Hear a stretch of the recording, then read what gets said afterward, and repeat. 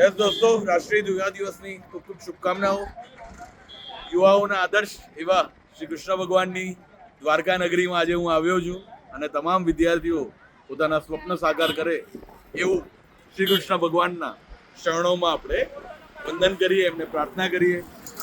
દોસ્તો, શ્રી કૃષ્ણ ભગવાન, શ્રી કૃષ્ણ વંદે જગદગુરુ.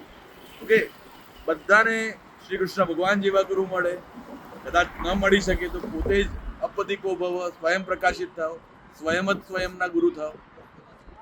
એવા વ્યક્તિ કે જેમણે અર્જુનને મહાભારતનું યુદ્ધ જીતાડ્યું, તો એવા વ્યક્તિથી ખૂબ બધાએ શીખવાનું છે, સ્વયં પોતાનો ગુરુ પણ બનવાનું છે અને પોતાનું મહાભારતનું યુદ્ધ છે એ પોતે જીતવાનું.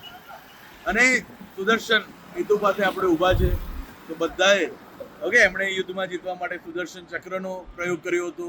આપણે યુદ્ધમાં જીતવા માટે પેન્સ હોય, પ્રિલિમ હોય તો પેનનો ઉપયોગ કરવાનો છે. અને જેનો પણ જીપીએસસી મંટુનું ઇન્ટરવ્યુ હોય, એમણે વાણીનો ઉપયોગ કરીને આ યુદ્ધ છે જીતવાનું છે. જય દ્વારકાધીશ.